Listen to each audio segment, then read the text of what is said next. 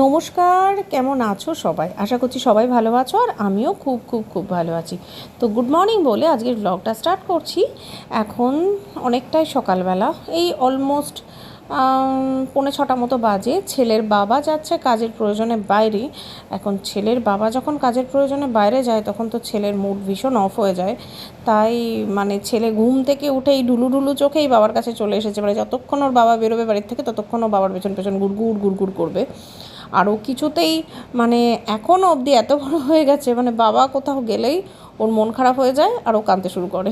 যাই হোক, তাও আজকে কাঁদেনি, এই ভাগ্য ভালো, অনেকটা বোঝানো গেছে। আর আমিও ছোটোবেলায় এরকমই ছিলাম, জানো তো। ছোটোবেলায় না বাবা কোথাও বেরোলেই আমার মনটা খুব খারাপ হয়ে যেত, যে কি কীরকম যেন মনে হতো, একটা ফাঁকা ফাঁকা, কোনো কিছু ভাল লাগতো না। তো যাই হোক, ওর বাবা আপাতত বেরিয়ে গেল ট্রেন ধরবে বলে। আর এখন অনেকটাই বেলা হয়ে গেছে, তারপর কারণ চুপচাপ বসেছিলাম, কিছু ভাল লাগছিল না। তো ভাবলাম যে কিছু কাজকর্ম করি, তো অনেক জামাকাপড় জমেছিল, সেগুলোকে কাচলাম। আর ওদিকে বাপি এসেছে ঘরে, ছেলের সাথে একটু গল্প করছে, ছেলের মুডটা একটু ফ্রেশ করানোর চেষ্টা চলছে।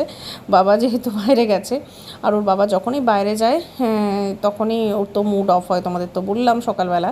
তো যে কারণে একটু বাপি ওর সাথে গল্প করছে, আর আমি এদিকে টুকটাক কাজগুলো সেরে নিচ্ছি। জামা কাপড়গুলো শুকিয়েছে কিনা একটু দেখে নিচ্ছি, দেখে নিয়ে এগুলো আপাতত ঘরে নিয়ে চলে যাব। আর টুকটাক কয়েকটা ইস্ত্রিও আছে, ভাবছি ইস্ত্রিগুলো করে নিই।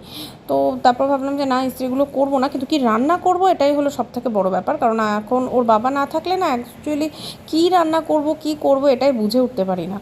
তো যাই হোক, ছেলে বলেছে আজকে একটু পাঁচ তরকারি খাবে। তো ওর যখন পাঁচ তরকারি খাওয়ার ইচ্ছে হয়েছে, তাই ভাবলাম যে একটু পাঁচ তরকারি বানাই। আর পাঁচ তরকারি সব কিছুই আপাতত বাড়িতে অ্যাভেলেবেল আছে আমার কাছে, কাজেই এটা বানানোটা সবথেকে সহজ হবে আমার জন্য। তো সেই জন্যেই আমি পাঁচ তরকারিটা বানাতে চলে এলাম। তো প্রথমেই যেটা করেছি, কড়াইয়ে অল্প করে সর্ষের তেল দিয়ে বড়িগুলো ভেজে নিচ্ছি। বড়ি খেতে আমি ভীষণ ভালোবাসি, তোমাদের দাদাভাই বড়ি খেতে ভালোবাসে, কিন্তু তোমাদের দাদাভাই তো নেই, আর ওর জন্য এই তরকারিটা রাখাও যাবে না, কারণ ও এর মধ্যে ফিরবে না, যার ফলে ওর ফিরতে কয়েকদিন দেরি হবে। যে কারণে আমি কিন্তু এর মধ্যে খুব একটা সবজি দিয়ে বেশিটা রান্না করব না, যতটুকু দরকার ততটুকুই করবো। আর ওই তেলটার মধ্যেই দুটো শুকনো লঙ্কা, তেজপাতা ফোড়ন দিয়ে দিলাম, আর একটু মেথি, মৌরি আর সর্ষে ফোড়ন দিয়ে দিলাম। আমি পাঁচ তরকারিতে পাঁচ ফোড়ন ব্যবহার করি না, তোমরা তো জানো পাঁচ ফোড়নটা আমি খুব একটা পছন্দ করি না। তো যেটুকু আমার ভালো লাগে সেই আমার মতো করেই দিলাম। আর এবার ফোড়নটা দিয়ে যখন একটা মিষ্টি সুন্দর গন্ধ উঠবে, তখন এর মধ্যে দিয়ে দেব এক এক করে যা যা ইনগ্রিডিয়েন্টস যাবে এর মধ্যে সেগুলো। তো সবার প্রথমে যেটা দিতে হবে পটল, কারণ পটলটা ভাজতে একটু সময় লাগে। পটলটা আমি কেটে নিয়েছি কুচি কুচি করে। আমার ছেলে না একদম পটল খায় না, জানো তো।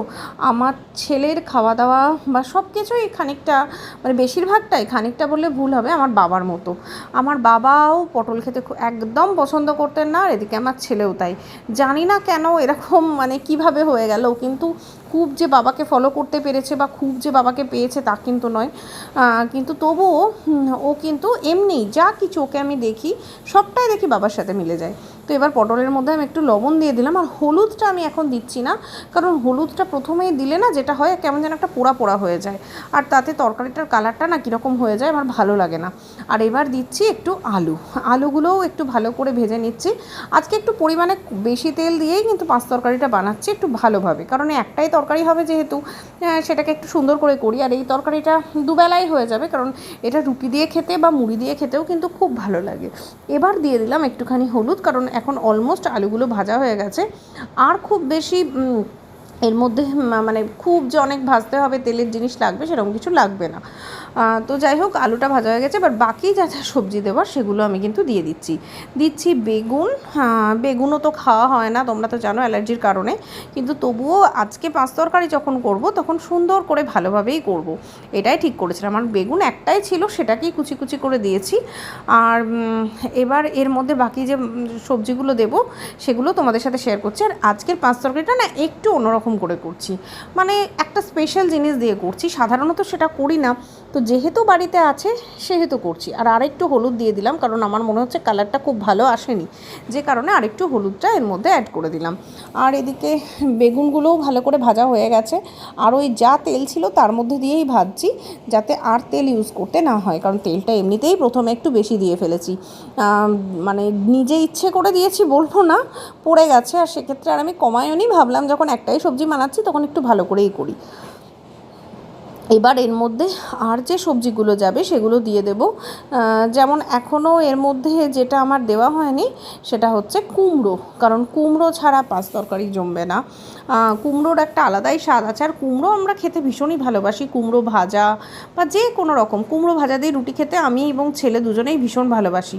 তো সেই কারণেই কুমড়োটা আনা হয়েছিল। তো আজকে যেহেতু পাঁচ তরকারির প্ল্যান হলো, তাই কুমড়োটা এর মধ্যে দিয়ে দিলাম।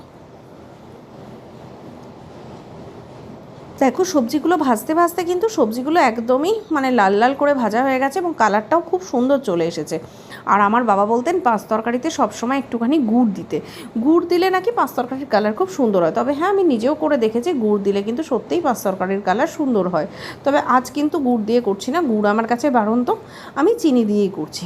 আর চিনিটা এই সময় দিয়ে দিলে কি হবে, ওই তেলের ভাপে বা সবজির যে ভাপটা আছে সেটাতে গলে গলে চিনির একটা সুন্দর কালার কিন্তু সবজির মধ্যে চলে আসবে। মানে চিনিটা তো ক্যারামেল হবে, আর ক্যারামেল হলে তার মধ্যে একটা সুন্দর কালার আসবে। আর এবার এর মেন যে ইনগ্রিডিয়েন্টসটা, যেটা তোমাদেরকে বললাম যে আজকে স্পেশাল, সেটাই দিয়ে দিলাম। সেটা কি বলো তো, নারকেল বাটা। অ্যাকচুয়ালি আমার কাছে একটা নারকেল ছিল, তো ভাবলাম যে একটুখানি পাঁচ তরকারিতে বেটে দিই, তাহলে স্বাদটাও সুন্দর হবে, বেশ অন্যরকম হবে। তো সেই নারকেলটা বেটে এর মধ্যে দিয়ে দিলাম, আর জল দিয়ে ধুয়ে ওই মিক্সিটা ধুয়ে যেটা হচ্ছে সেটাও দিয়ে দিলাম। তাতে ওই ভাপে ভাপেই যেটুকু জল হবে সেই জলেই কিন্তু সবজিটা বেশ ভালো মতো সেদ্ধও হয়ে যাবে। কারণ সবজিগুলো তো একটু সেদ্ধ করতে হবে, কারণ আমি কোনো সবজি আগে থেকে কিন্তু সেদ্ধ করে রান্না করিনি। এদিকে দেখো নারকেলটাও কিন্তু সবজির সাথে বেশ মেখে গেছে, মানে ভালো মতো মজে গেছে এবং মাখা মাখা হয়ে গেছে। এবার এটাকে বেশ কিছুক্ষণ ঢাকা চাপা দিয়ে রেখে দেবো, এবং যাতে এর মধ্যে নুন বা অন্যান্য মশলাগুলো ঢোকে তার ব্যবস্থা করব। জাস্ট 5 মিনিট রেখে এই দেখো সবজির জায়গাটা খুলেছি, আর 2-3টে কাঁচা লঙ্কা দিয়ে দিয়েছিলাম, যেটা তোমাদেরকে দেখানো হয়নি, যেটা আমি স্কিপ করে গেছি। তো আর আমি কিন্তু এর মধ্যে কোনো আলাদা করে জল ইউজ করিনি, কিন্তু দেখো কীরকম জল বেরিয়েছে, কারণ নুন দেওয়া হয়েছিল তো, যার ফলে ভাপে ভাপে কিন্তু এর থেকে অনেকটাই লবণ বেরিয়ে গেছে, জল বেরিয়ে গেছে। তো আরেকটু লবণ লাগবে মনে হলো, কারণ নারকেল বাটাটা দেওয়ার ফলে অনেকটাই লবণ টেনে গেছে, তাই আরেকটু লবণ কিন্তু এর মধ্যে দিয়ে দিলাম। এদিকে কিন্তু রান্নাটা আমার অলমোস্ট হয়েই এসেছে। তো বন্ধুরা, ব্লগটা যদি কিছু ভালো লেগে থাকে প্লিজ একটা লাইক করে দেওয়ার, কমেন্ট সেকশনে জানিও কী ভালো লাগলো। আর অবশ্যই চ্যানেলটা সাবস্ক্রাইব করে কিন্তু আমার পাশে থাকতে ভুলবে না। আর হ্যাঁ, ফ্রেন্ডস আর ফ্যামিলির সাথে চ্যানেলটা শেয়ার করে দিও। এবার বড়িগুলোকে ভালো করে ভেঙে আমি তরকারির ওপর দিয়ে দিলাম, দিয়ে একটু ওর মধ্যে মেখে দিচ্ছি, তাহলে বড়ির মধ্যেও হালকা হালকা রস ঢুকে যাবে এবং খেতে কিন্তু খুব সুন্দর হবে। তাহলে আজকের মতো আসি, টাটা বাই। সকলে ভালো থেকো, সুস্থ থেকো এবং সাবধানে থেকো, আর অবশ্যই আমাকে ফলো করে দিও।